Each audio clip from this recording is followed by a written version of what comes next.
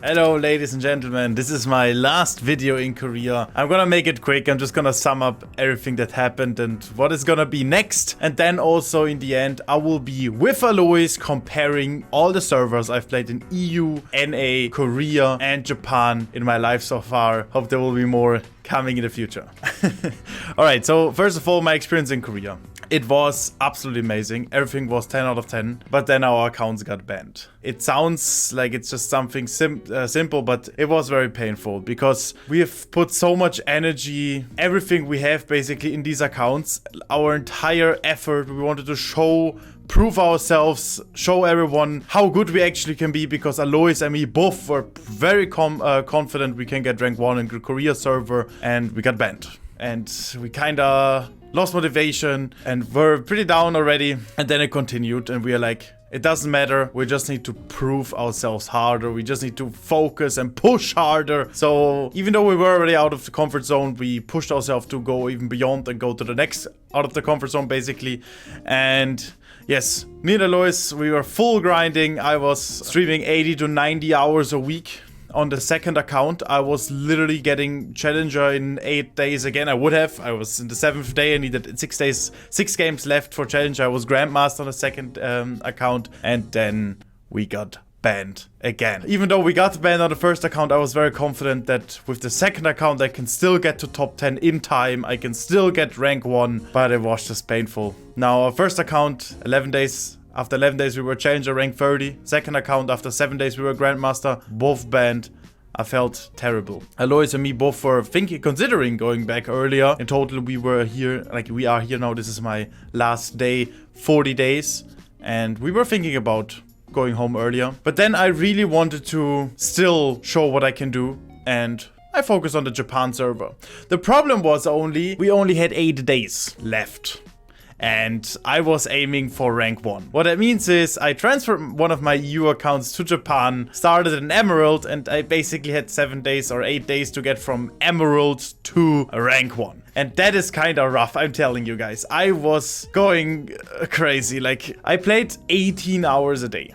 I was not even sleeping that much. I was literally laying in bed, headphones. I couldn't stream anymore. I was so drained that I couldn't even stream anymore. I was laying in bed, headphones on, and I had 20 to 40 minute queue time. That's why I couldn't stream that well. And I was just sleeping, and then I had a queue bar after 20 minutes. Boom, wake up, play the game. And then, or maybe it gets dodged, go to sleep again, next queue bar, boom, wake up. And that was what I did all day long. I was not even going outside anymore, eating something. We had no time to visit some places anyways. I was literally just spamming games. And the sad thing is, I didn't make it to rank 1. I peaked rank 8, so I was top 10 after 6 days. I was around 1000 LP, and then I had no time anymore. The moment, like yesterday, when I noticed I don't have time anymore to get rank 1, I only got time to get rank 8 in total. I felt very down, and I'm gonna be honest with you, chat. This was probably the most tilted situation, or like most sad situation throughout my entire league career. Yeah, I mean,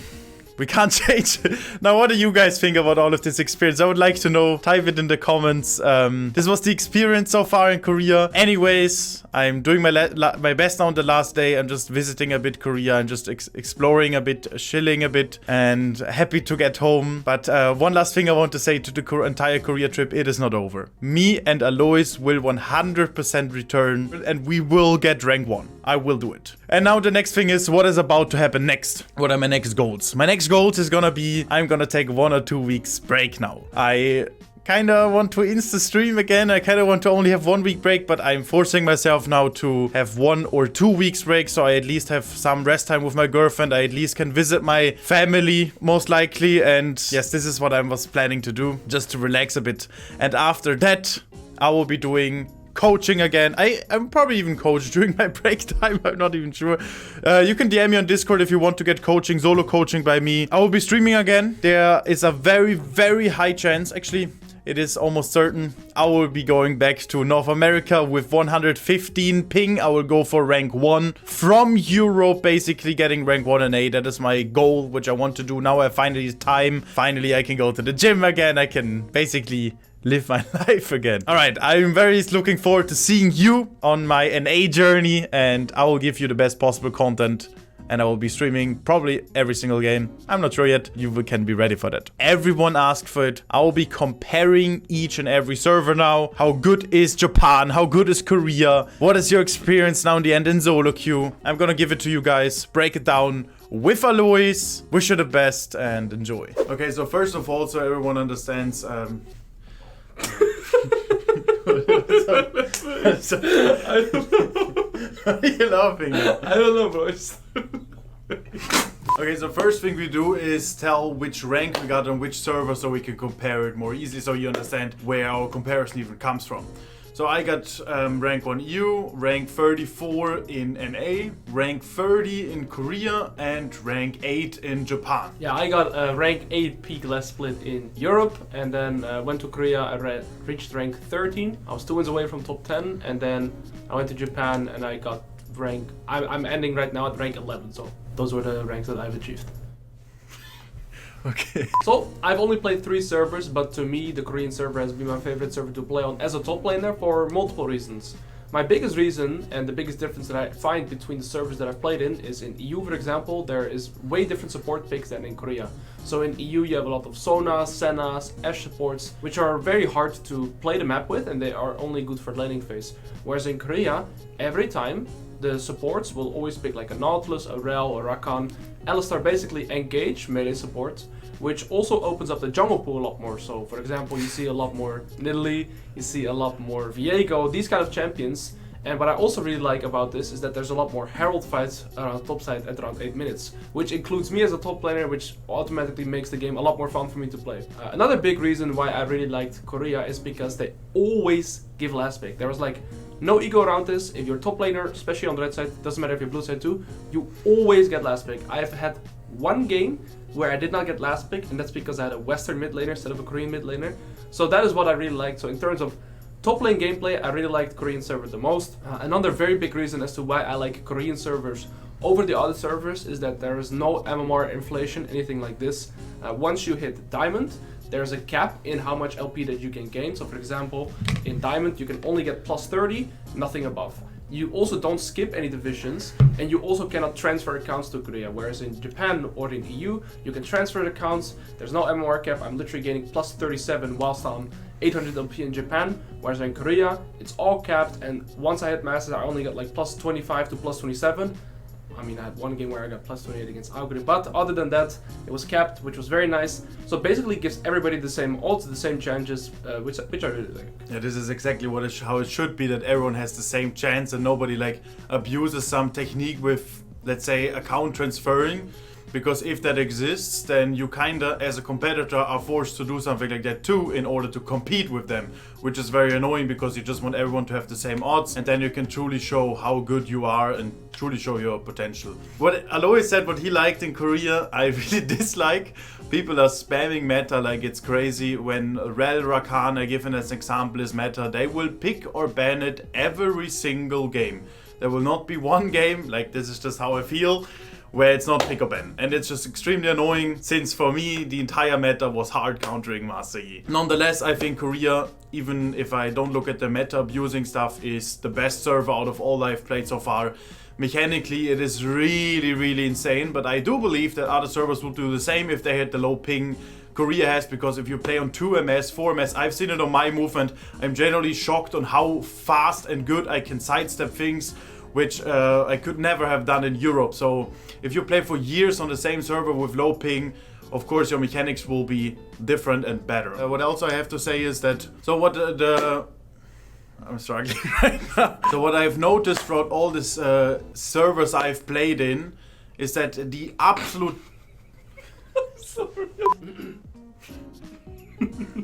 So what I've noticed throughout all the servers I've played in is that on the absolute top level, what I mean by that is, I also said that in NA already when I made the video in the past, the best 20 players, like top 20 of every server, in my opinion, are similarly good. If I was playing in Japan, the top 20 players are extremely good, and I struggled so hard winning against them. I was generally shocked. Holy shit, how do I win against them? Even they play insanely good.